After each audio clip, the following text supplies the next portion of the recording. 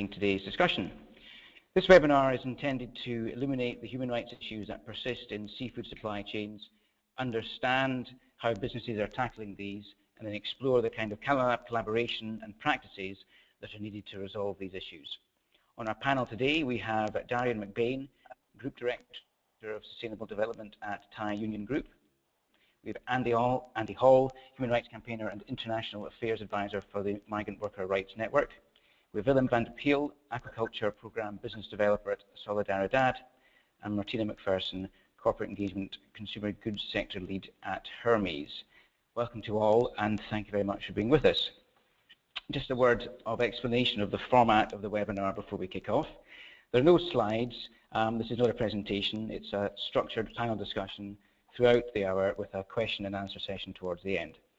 As audience members, you can get involved by posting questions that will come through to me and my colleagues here at Innovation Forum, which I will then put to our panel most likely in the last 10 to 15 minutes of the webinar. You'll also receive a recording of this webinar via email, which I urge you to share with any colleagues that may be interested. This webinar forms part of the build-up to the Sustainable Seafood Sourcing Conference that Innovation Forum will be hosting in London on the 25th and 26th of November, focusing on how business can manage global risk and collaborate for sustainable improvements. Passes are still available at an early bird rate until this Friday, 4th of October. So to see more information, visit the URL which is on your screen now. Right, first things first. What are the human rights challenges in the seafood industry? How severe are they? What are their causes? And how can we go about identifying and solving them? To kick our discussion off, I would like to invite our panelists in turn to give us some thoughts on what they see as the most pressing human rights challenges from their and their organizations' perspectives. So, Darian McBain from Thai Union Group, perhaps you can kick us off by giving some of your thoughts. Thanks, Ian, and hello everyone. Very happy to be here, and thank you for hosting this forum. So, human rights in seafood supply chains, it's such a big topic, and being based in Thailand, and as we speak, actually sitting in one of the seafood factories that gets some of the media attention, it's a hot seat to be in, and there are many issues that go beyond just one company to regional issues and cultural issues and political issues.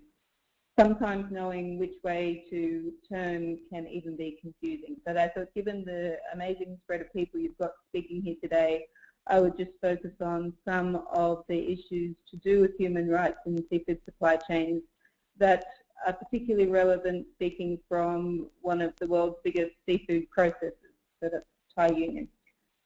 The first one that I'm looking at is just how do you know what is in your supply chain? And that is difficult, not just in the seafood industry, but I think any of the agricultural commodities.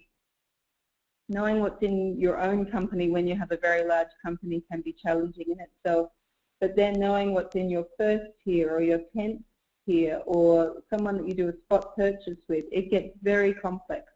And that leads into the next question of, even once you start to map that complexity, how do you demonstrate that to your stakeholders? How can you be transparent, talk about the journey that you're on, and have faith that your stakeholders understand what you're talking about and that they can understand and go on that journey with you. And I think that's a difficult one, both in the implementation but also the communication.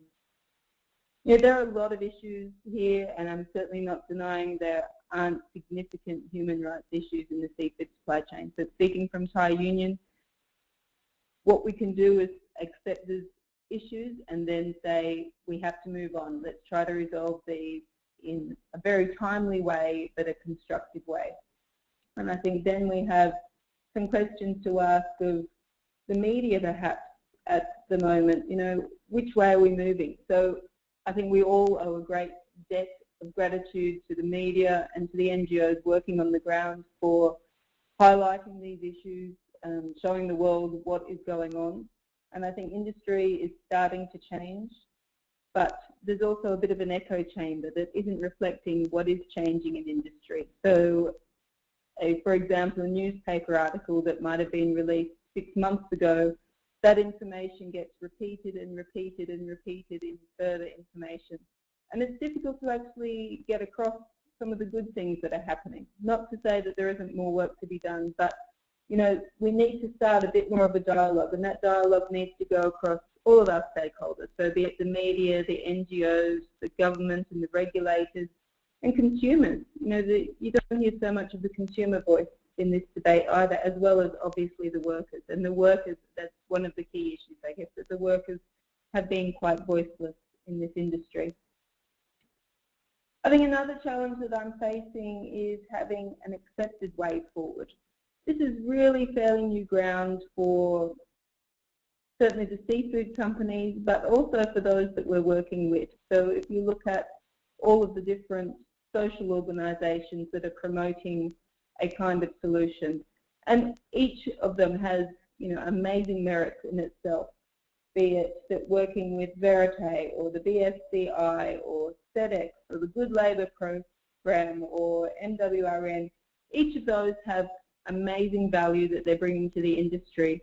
But as an industry, you can't go with just one of them or all of them, and you really need to have a bit of an approach. And choosing what the best approach is at the moment is not quite clear. And from that perspective, again, we need to have some collaboration and thinking about, well, what would the industry look like if we had tackled human rights issues? What is best practice looking like, and how can we move along that path? Another issue on the discussions is that we now have the environmental NGOs who obviously have a very strong interest in sustainable fishing and illegal, unregulated, and unreported fishing, but they're also starting to make their own social demands on human rights. And again, it's one more voice going into the mix, which actually makes it slightly more difficult. The field is more cloudy to understand what is the best path out there. And then again, looking forward, what's that forward piece? So I know we have Martina here and we'll be speaking about investors, but you know, what is the role? Is there any positive contribution that the seafood industry makes to society, and how do we make sure that we're bringing everyone on that journey together? So you could have the likes of the Thai unions. So we got our supply chains, right? Who's working with the really small suppliers who don't work into our supply chains, the 2 or 3 person vessels who are fishing close to shore? But obviously they have a big impact on their communities and integrating their communities into sustainable livelihoods. So I think that's part of all of the bigger piece that we need to look at. And then I'd be really interested to hear from the others that, you know, what the actual issues are from like MWRN and Solidaridad. Great. Thank you. Thank you very much. Thanks, Darian. That's a super start to the discussion, I think. Let me turn to Willem van der Peel from Solidaridad then. From your perspective, perhaps reflect on some of the issues that, that Darian has raised, but from Solidaridad's perspective, you know, what are the pressing human rights issues in seafood supply right now? Thanks, Ian, for hosting the seminar, and thanks all for listening. And I'm happy to contribute from our perspective. Darian, yeah, I think I just this morning wrote down, like, okay, what would be my contribution from the point of view that Solidaridad is trying to engage with private companies, both SMEs and multinationals, to improve supply chain issues. I think at the moment we encounter 2 main challenges in our cooperation with the private sector in dealing with these social issues. My first concern relates also to the certification perspective. As the human rights issues in the supply chain are at different levels from a different type, at this moment, if you look at the sustainability initiatives that we have been working with, such as ASC, BAP, and Global Gap, they all are not able to cover all the human rights issues at the various stages of the supply chain. So when we talk with our private partners on how to deal with the human rights issues in, for example, Bangladesh, where our biggest shrimp program is going on, Yeah, we really encounter the problem of, okay, which certificates to choose, and from our perspective, we are not yet very clear on what is the best approach there as well. So a dialogue on that perspective is really necessary. My second major concern is that in the communication from the media, you also already mentioned it, Darian, is that while it is targeted at one specific issue or maybe two specific issues in one or two countries, the variety within the seafood sector, if you look at species, but also if you look at countries, and the variety in the labor intensity of the different supply chains raises completely different issues. And it seems that there is no space in the dialogue and the debate for more nuance on where, for which product types, for which production systems, either in aquaculture or in fisheries, which issues are the most urgent. And we are really trying to engage in this debate and make it more country and species specific. So that are actually the two main issues that we are currently trying to deal with. Thank you very much indeed. That's very interesting, just taking the discussion on a bit. Can I turn to Andy Hall now from Migrant Worker Rights Network? Andy, what are you seeing on the ground as the most pressing concerns in seafood supply chain, in particular regarding to human rights issues?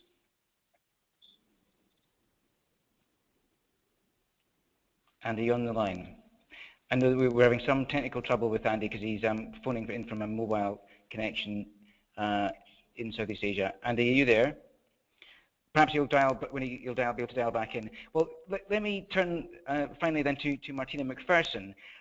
Perhaps you can give, from an investor's perspective, Martina, some views on what you've heard from Darian and Wilhelm, and for you, the kind of what are the issues, the risks from human rights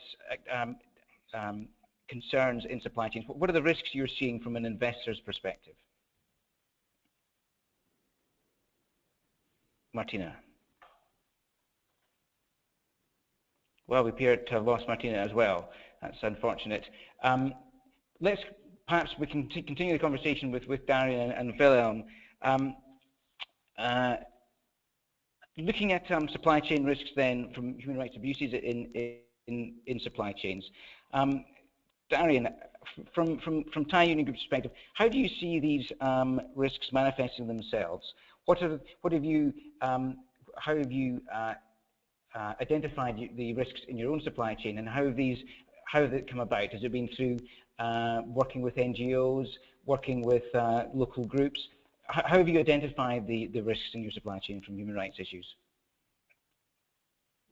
I suppose a two-tiered approach, both through our own internal audit process and also working with the local NGOs. So definitely, as I said, we do owe a great gratitude to the local NGOs. They're the ones who have much better contact with the workers on the ground, and things which don't necessarily come to light, even through a social audit perhaps, but come to light through dialogue and discussion, will be elevated by the local NGOs such as MWRN, who Andy Hall works with. So those are the two main ways. And then you have the investigations that some of the media teams have done. So for example, AP and The Guardian.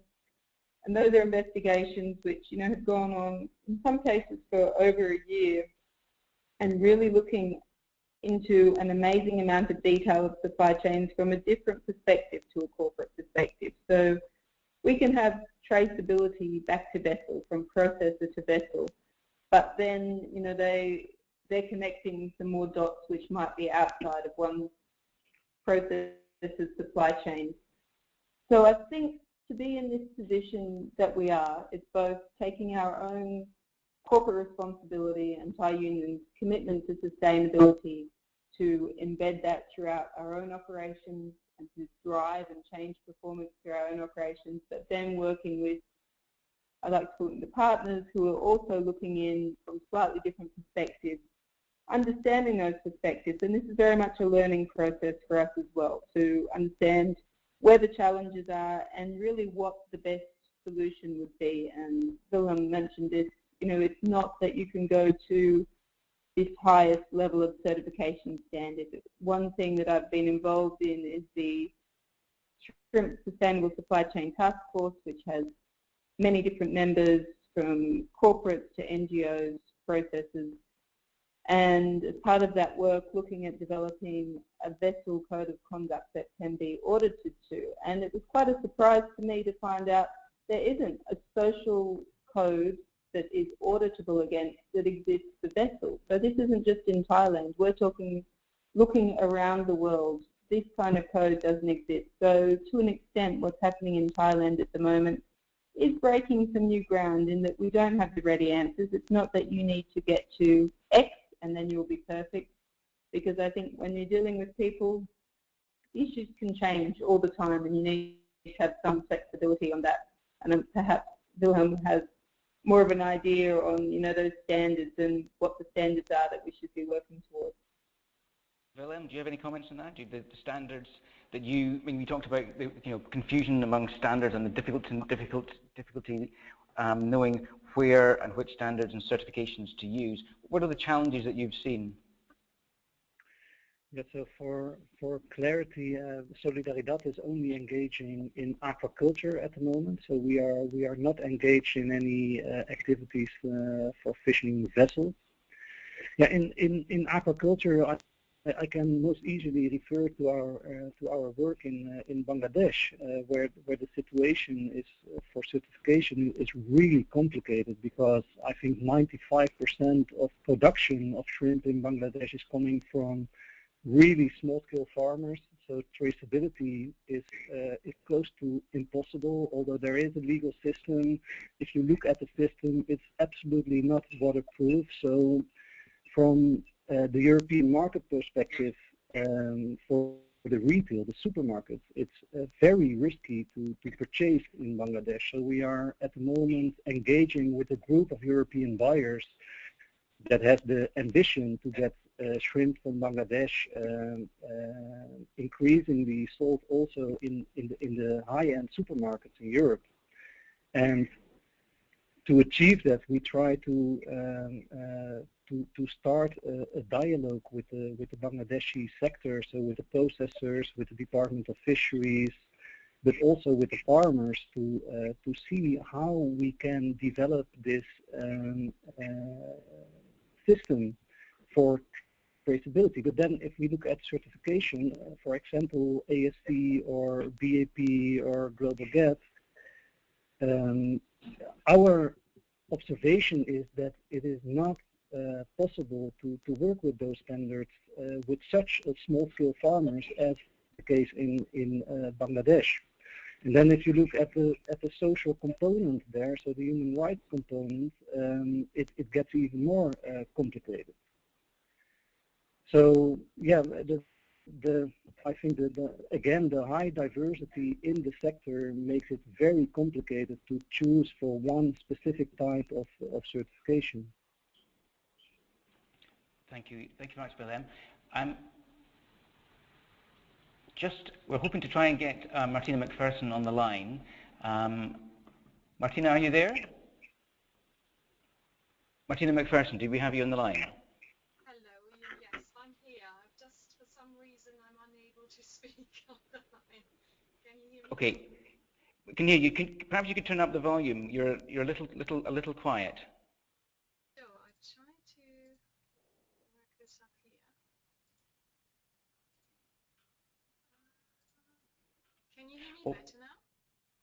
We can hear you, but it is quite quiet. But perhaps if you wouldn't mind just speaking up when you make your remarks. But if you could just go back to my question from a few minutes ago, perhaps you could give us your thoughts from an investor's perspective as to the supply chain risks that you're now seeing in the seafood supply. Sure. Ian, thank you very much. I'm sorry for these technical difficulties. I don't know what's happened here. My name is Martina McPherson. I'm the consumer goods sector lead at Hermes EOS, and sort of investor engagement firm and asset owner, actually all three roles combined. We actually advise a variety of different asset owners in regards to key systematic and material risks, ESG risks in particular, that can impact corporations and hence have an impact on an asset owner's investment portfolio. And we actually look at a variety of different risks in regards to, supply chain issues, and obviously looking at the human rights implications for that. We see, that human rights issues in the seafood supply chain are actually systemic issues and systemic risks. As you probably know, the ILO have identified the seafood fishing industry as a highly hazardous sector and have all released in September 2013 specific guidelines about the issue of forced labor and specifically Thai fisheries.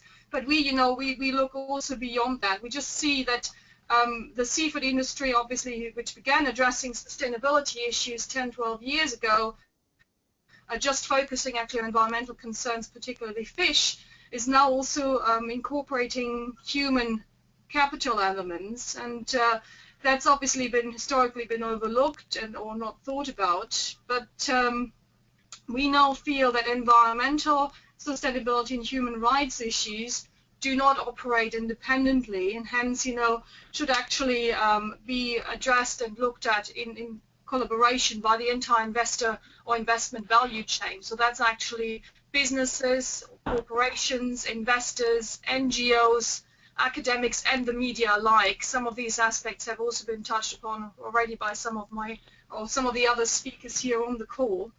And what we see actually as specific risks in this context are obviously human rights abuses, so human trafficking and slavery, forced labor, child labor, as well as, a variety of different concerns that literally are implicating the sort of fisheries as well as obviously the food production value chain. And we see that there are particularly three areas of key concerns or systemic risks to companies that we actually assess in detail. On the one hand, these are reputational risks. On the other hand, these are financial risks. And there are regulatory risks, that come with the ongoing or the changing environment of policy making in the US and the UK and the European Union in particular. What we also see is actually that the food industry still struggles to comply with the tightening of these supply chain regulations, and we see that even though that some of the supply chain incidents might still be rare, that most companies have actually failed to develop sustainable programs in these key areas, and hence that we feel that supply chain monitoring, supply chain audits, and sustainable agriculture and aquaculture actually still need to be addressed in more detail and more systemically. Great, thank you very much. Andy Hall, are you on the line? Yeah, I'm here. Great, thanks very much. Andy, I wonder, just going back to the question I asked earlier on, from your perspective, on the ground, what are you seeing as the changes in human rights violations in the seafood supply chain, and what are the pressing issues that are changing? What are the trends that you're seeing, and how are businesses beginning to address these in your view? I think that what's important to say about the situation at the moment is that, there's still clearly systematic violations that are occurring within the seafood industry. I mean, I can only give the example of Thailand as the example which I'm used to, and it's very difficult to explore and to understand those violations, specifically because the workers who are in those sectors are people who have a lot of fear, and they don't have confidence to speak out. And the people who are trying to support those workers to speak out about the violations also are in a very hazardous situation. I can give an example of research that I've done in seafood factories in Thailand just in the last few weeks or months, where I've sent informal communications to companies highlighting that there is violations occurring within their company or within their supply chain. And senior managers or directors of those companies have said that if I release those information to the public, they will be bringing criminal and civil prosecutions against me. So it's a very challenging situation to report on those violations. The other big issue is that how the companies find out about these violations. And one of the biggest issues that I see at the moment is the auditing and the ability of the audits that are being conducted by companies overseas to actually pick up the real situation that's occurring within the supply chains. Both for myself as somebody who's a researcher or an activist, I have incredible difficulty in getting access to workers and in understanding their challenges within the workplace, and that's with a full team of translators or assistants who are working on the ground. And so it's almost impossible for auditors who are doing their job within the four walls of the factory to really get the truth. And I think there's some positive models that do exist. I mean, we've been working with some companies who have been subject to BSCI audits or some other kind of audits whereby the auditors actually work with NGOs to go into the community to access the workers outside the factories. And we've started to see some more violations becoming clearer through those methods. But we've also found that these auditing companies themselves don't understand the situation on the ground. They don't understand the sensitivities of the situation. And so I think that the companies themselves are really challenged to get the kind of information that they need to understand the violations that are going on. I work very closely with Darian at the moment, and I think the relationship between MWR and entire union is kind of like a spark of hope that actually NGOs and corporations can work together. We're doing some very exciting stuff, but every step of that is as Darian said, very challenging because of, I think, the fear of companies of being transparent or being open to people who have been responsible for making these issues so public in the past. And I think that the industry as a whole is very much focused, I think, on two issues. One is confidentiality, one is competition, and it means that the companies themselves are not willing to open up to people, and I think that that's something that has to change. I think the media, as Darian said, I mean, I would agree to her. I think the media reporting is not as good as what it could be. I think there's a lot of areas which could be explored, but I know from somebody who works from the media, they're very challenged to get positive stories out there simply because companies won't open up, and companies won't open up to the risk of being transparent or being open because they fear that the media will focus on the negative issues rather than the positive. So I think that that's something that both sides have to work on.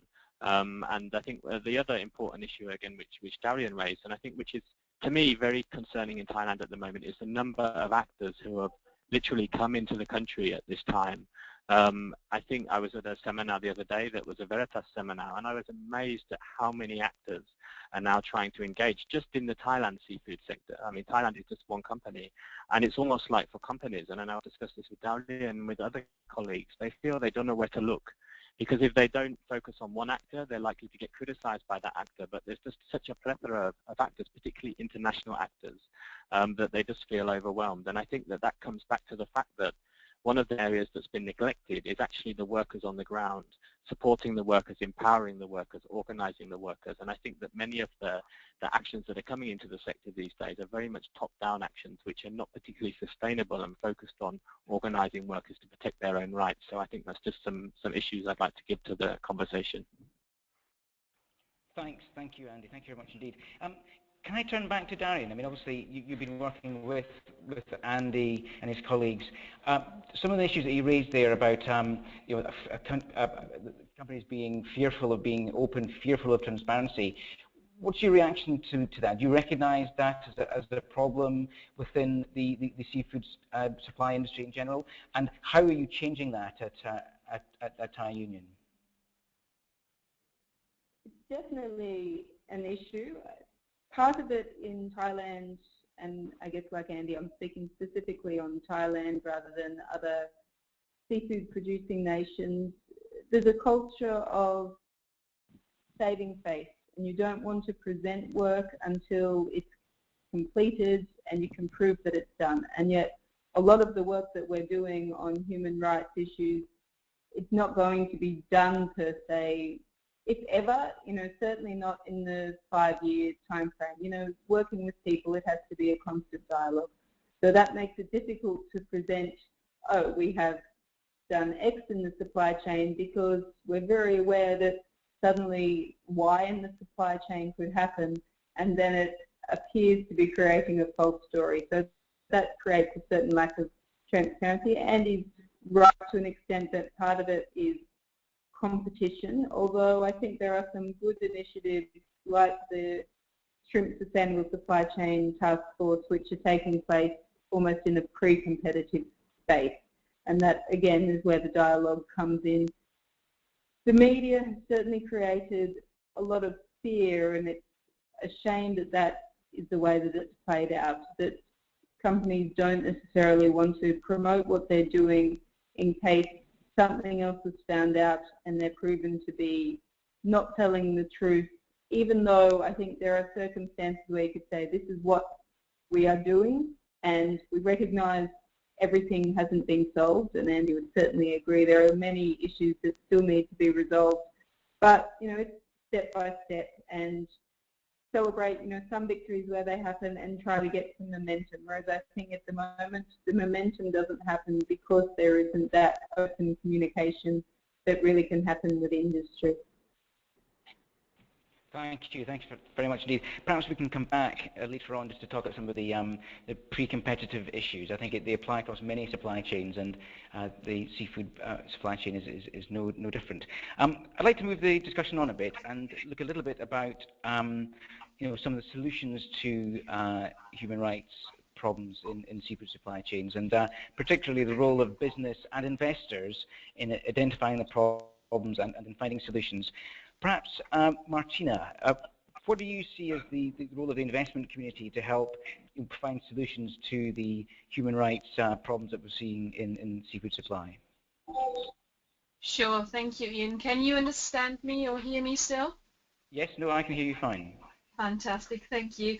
Well, we obviously outlined, or I've outlined a bit earlier, that, you know, some of the key supply chain risks in the seafood industry manifest themselves, you know, as hazardous working conditions and forced and child labour, health and safety risks, migrant labour, slavery and human trafficking, as well as underpayment of wages, fair trade, gender discrimination, and restricted union activities. So what we are actually, as investors, are mandating companies to do is to require actually food manufacturers, processors and distributors, such as seafoods, for instance, in the Thai fishery scandal, to disclose relevant policies and programs for supply chain management.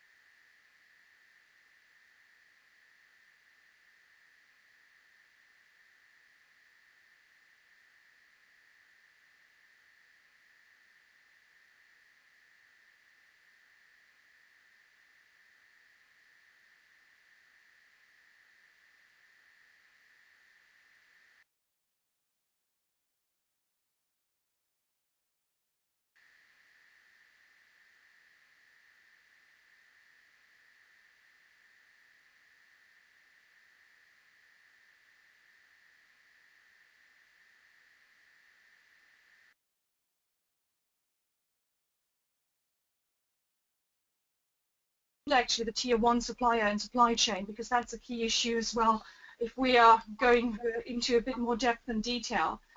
And it has been mentioned before that, you know, labeling and certifications can help. We also stimulate actually the use of these schemes so that actually raw materials, for instance, are produced in a sustainable manner, and some of these issues become more, you know, such as human rights issues become more disclosed and transparent to the wider community. And that means also we engage with these eco-labeling and certification organizations, you know, and there's a variety out there that actually have a very good and very sustainable programs with very clear guidelines. And we've been in touch with the Transport Workers Federation, ITF, and their Blue Certificate. We actually look at the Aquaculture Stewardship Council, Fair for Life, Friends of Sea, and others. And these actually programs help to support stricter regulatory standards to prevent and eliminate forced labor and other unacceptable forms of work from occurring within these unsustainable supply chains currently. Thank you. That's very, very interesting. Thank you again for leading the conversation on to these new issues. Phil, from your perspective, we talked a lot about transparency and the challenges companies have for being transparent with what they're doing. Many often doing good things, doing a lot of good work to improve matters in their supply chain. What's your perspective on that? Do you think that there's still a long way to go in terms of transparency, or how are you seeing the things developing from your perspective at Solidaridad?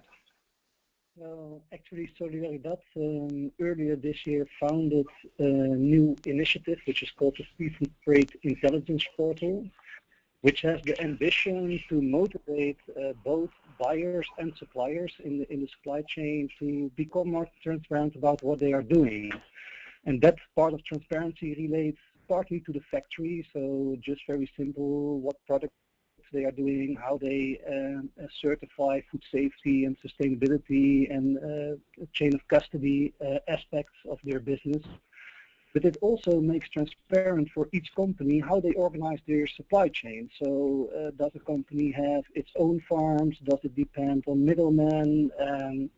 Does it purchase on an auction, or does it have contract systems with its suppliers, etc.? Because we believe that this first step in transparency will also help to improve matchmaking, because buyers and suppliers that can match in perspective of the buyer requirements.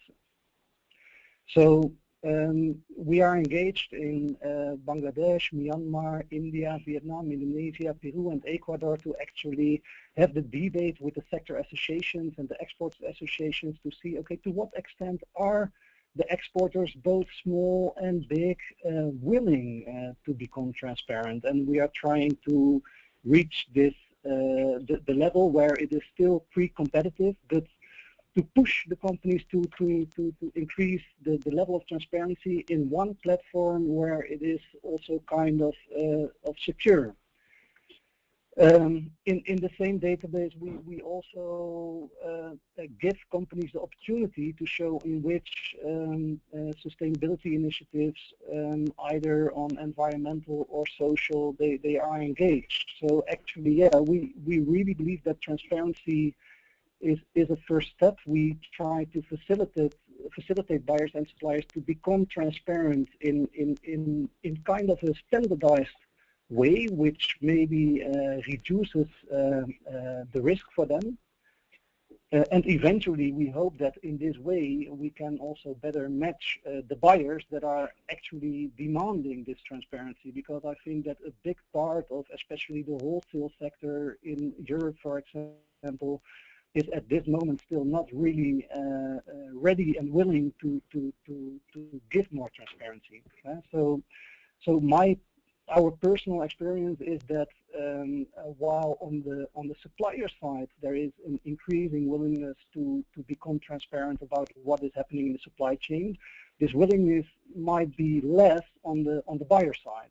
So I think that we are talking a lot about suppliers and transparency on the supply side, but that we should not forget to look at the buyer side and create willingness there as well. Thank you, Willem. I wonder, Andy, do you have any comments on that? I mean, again, from your perspective on the ground in Thailand and elsewhere, do you think that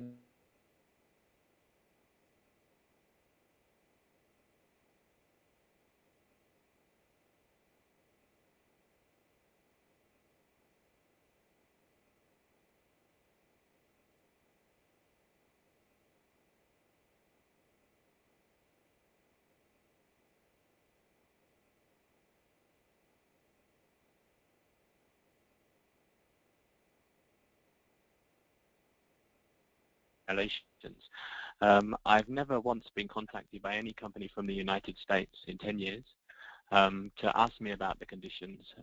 In the last few years, I've been approached by maybe 2 or 3 European companies, and I have a very minimal amount of dialogue, literally less than 10 or 12 emails from some major UK supermarkets, which is really concerning, because I think, as I said, the problem with the audits is that the information that is coming out of these audits is not reflective of the situation on the ground. And so I don't feel that there's been much effort by buyers to engage on the ground and to understand the situation. I found that whenever the buyers come to Thailand, they meet with the companies, they meet with some international NGOs perhaps, and they meet with the ILO. But there's never really been any attempt by these companies to get on the ground and see what's happening. So I think that's very clear. I think another issue is I think that for buyers, it's not possible just to engage one company at a time, look at all your companies, but there also needs to be looking at how to strengthen the industry. So if we look in Thailand now, we have the Thai Frozen Food Association, we have the Thai Tuna Industry Association, which are the main seafood bodies in Thailand. I mean, I feel now we're doing some really good work with the TTIA, with the Thai Tuna Industry Association, to try to use them as an organization to develop the situation on the ground, to try and get them to regulate their own members using their own code of conduct. We have the Thai Frozen Food Association, which is another model, which is not really very successful, and we haven't seen anything particularly positive coming from the Thai Frozen Food Association. But I think that it would be good for buyers to start to look closely at these kind of industry associations also, and how they can support and build them up to have a self-regulatory mechanism that's in place also. Hello, Andy Hall? I think Yeah, we've I lost can hear Andy. you, yeah. Oh, you still there? Right, no, carry on. Sorry, there was a crackle. I thought we'd lost you.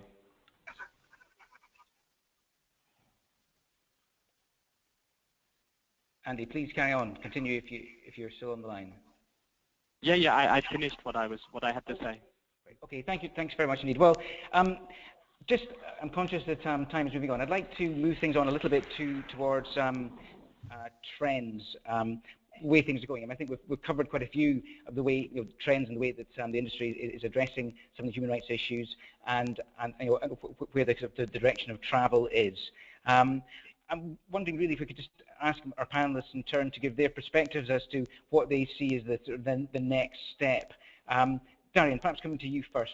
What do you think? What are the next steps for you? What are you working on? Is it a question of more of the same, improving the transparency in supply chains, looking at what might be pre-competitive issues with peers? Are those the sort of issues that you're now working on? Definitely. I think, although it might seem old hat to some industries, traceability, transparency, verification, I think they have to be the pillars for moving forward on the whole responsible sourcing piece, be it on environmental issues or on social and human rights issues. And in some cases, that's easier said than done. And as Andy was discussing, you can get a certification, and that goes some way to having traceability and transparency, but until you start engaging the workers in the dialogues and understanding what's happening and really some of the reasons why there are these issues in our supply chains, then I think you're going to continue to have the problems crop up. And I guess what I would be concerned about, certainly again speaking from Thailand, even if you were to have a completely sustainable seafood sector from a human rights perspective, I suspect you might find issues would then crop up in other industries and other sectors. So there are some bigger issues that we also need to deal with. And I think tackling these issues, not just from a company perspective, but an industry perspective, is very important. And that work is really still fairly new for the Thai seafood industry. But I hope it's something that we can strengthen and work together on. Great, thank you very much. Willem, what's your perspective on future trends? What are you working on at Solidaridad, and where are you seeing things changing? So I think the good thing is that we are increasingly approached by Dutch, but also Belgian and German buyers, but also supermarkets, to engage with them, to talk about how to now move from sustainability to more ethically responsible seafood imports. So I think that a couple of years ago that was not on the agenda at all, and we now witness that more companies engage with us. So that's good. I think the biggest challenge on which we should work is together with the main certification initiatives, especially ASC and BAP, to see how these standards, either with modules from BSCI or SA 8000, can be more integrated, so that with a single, or at least not 5 separate audit procedures, we can actually monitor sustainability and human rights issues at different levels of the supply chain. So, for example, how can we create a system where ASC does not only cover human rights issues at the farm, which is the case at the moment, but with a module of PSCI or SA 8000 or another initiative that covers the concerns we have at the factory level, so that we also keep it manageable for the partners that we have to work with in, for example, Bangladesh or Myanmar, who are, of course, completely confused by all the various certification initiatives for different aspects of their businesses that they are confronted with. So, yeah, I'm positive about the trend that human rights issues are on top of the agenda of an increasing number of European buyers. I'm very concerned about how we can develop an auditable system.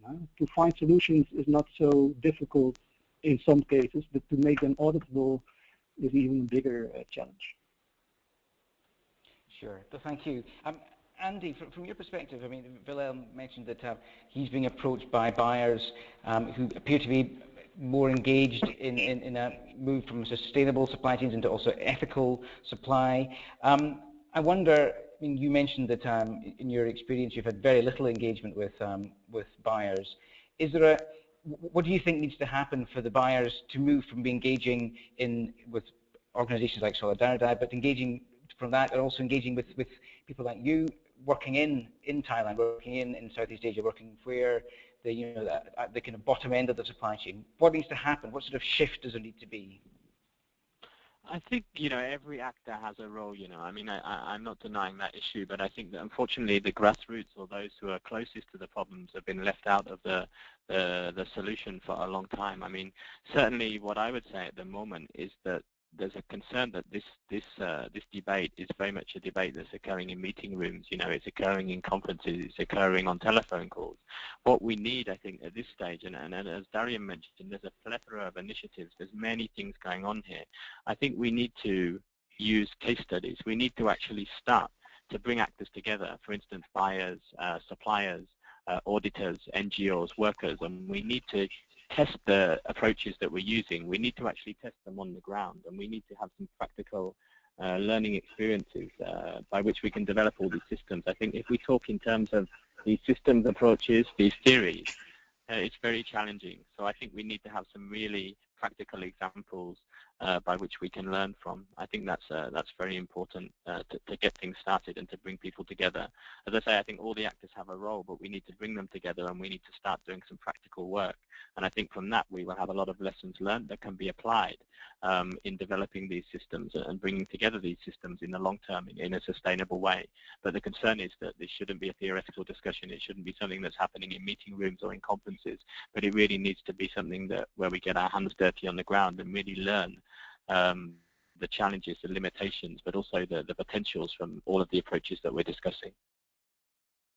Thanks, Andy. And that actually leads quite nicely into a question from our audience. Thank you very much, by the way, for everyone that's been sending in questions. But we've one here wondering if the panel has insight, again, looking at more on-the-ground concerns, insight into how to apply audit systems into individual fishing vessel situations. What does best practice look like for handling safe compliance on an individual fishing vessel basis? Do you have any thoughts? Perhaps coming back to you, Andy. What are the challenges of getting things, getting auditing down to that sort of level? And what does a successful auditing regime look like at that sort of on-the-ground level? Actually on the fishing boats, yeah. Yeah, absolutely. Getting right down to that sort of that small scale. Yeah, I mean, I think the challenge, obviously, for many people is they really don't know where their fish is coming from.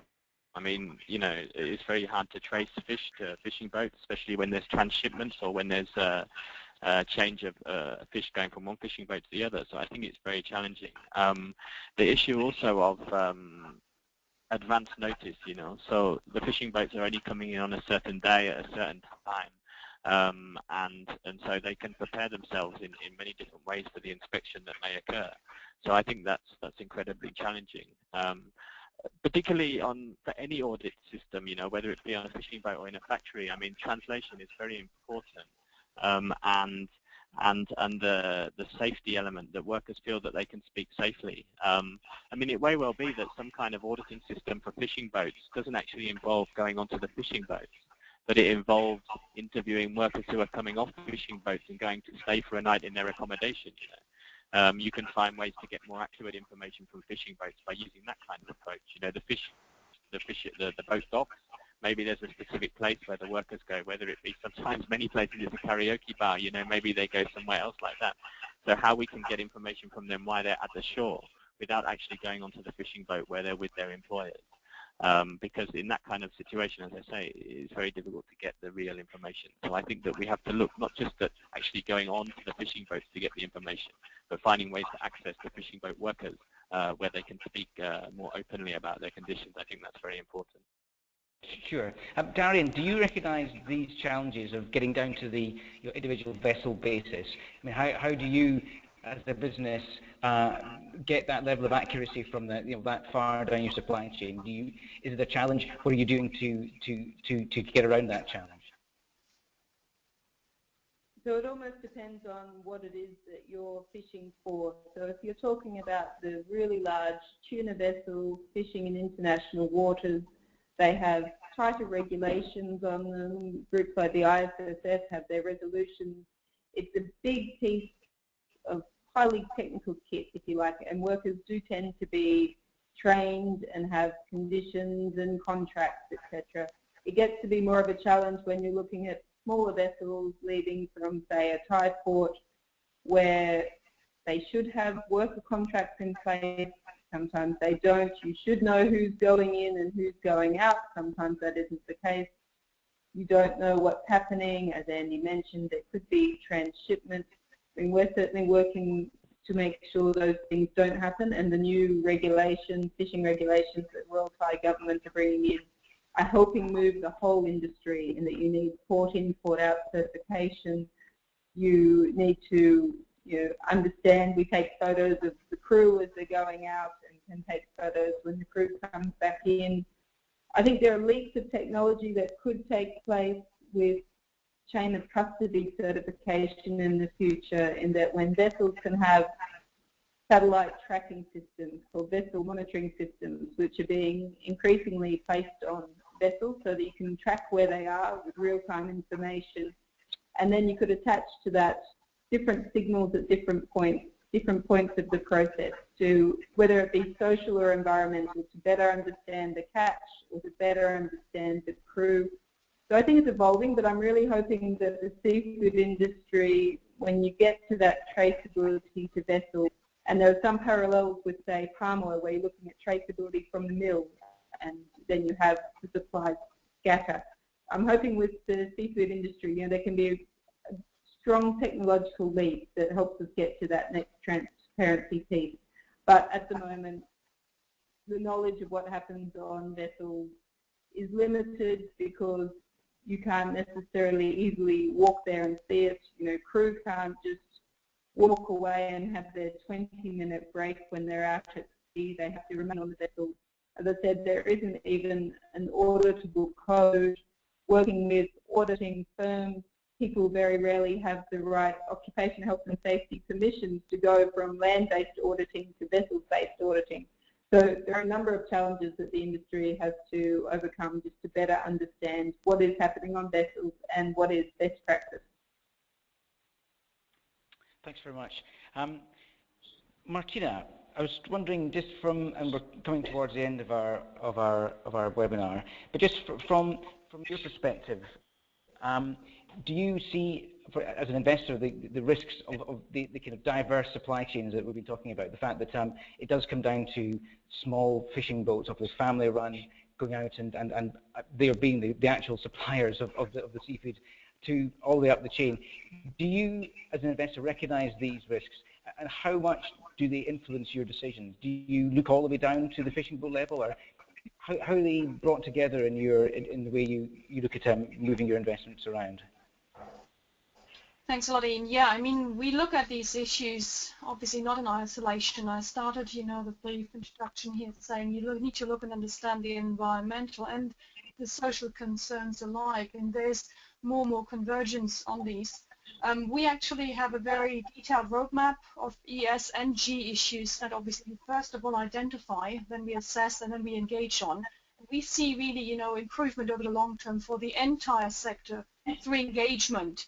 And engagement, again, is engaging with the leaders of the sectors as well as obviously with the laggers. And we hope in the future that we can inspire some of the leading companies that have good supply chain management practices in place to actually collaborate with their peers. And we hopefully can call that something like peer impact engagement to bring the others on board. And that's some type of roadmap or plan that we are working on very closely.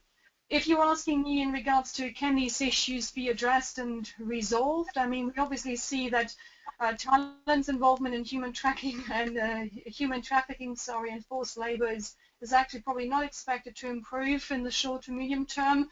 But obviously, we are seeing that company-specific programs have already started to look at least into the issues.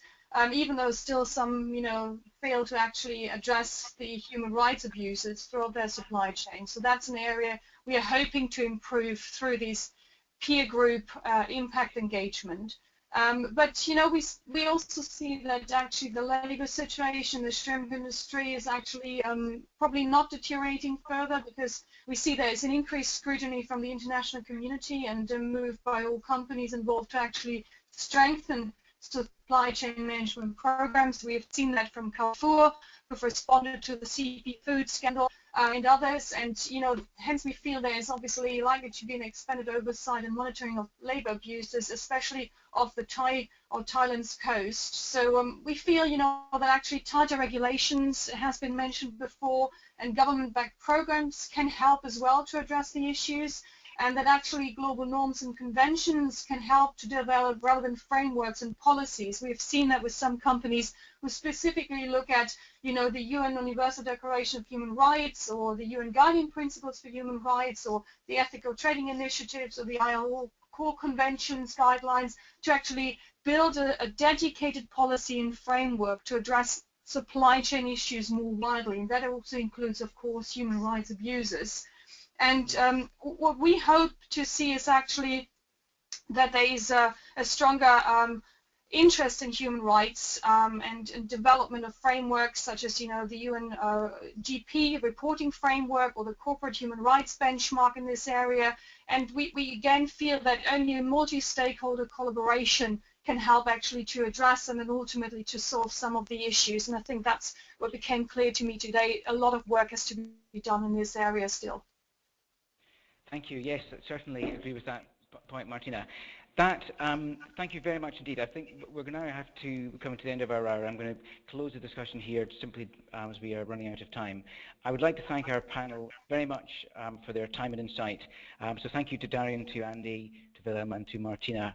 And thank you also to our audience for listening and for the questions you've sent in. I'm afraid we haven't had time to get to many of them. Once again, if you would like to continue the debate on how business can manage global risk and collaborate for sustainable improvements in seafood supply, then please do join us at our business forum in London on the 25th and 26th of November. Feel free to contact us at Innovation Forum with any questions and comments. I hope you've enjoyed this webinar and found it useful, and thank you very much for listening. Thank you. Thank you. Okay, bye-bye.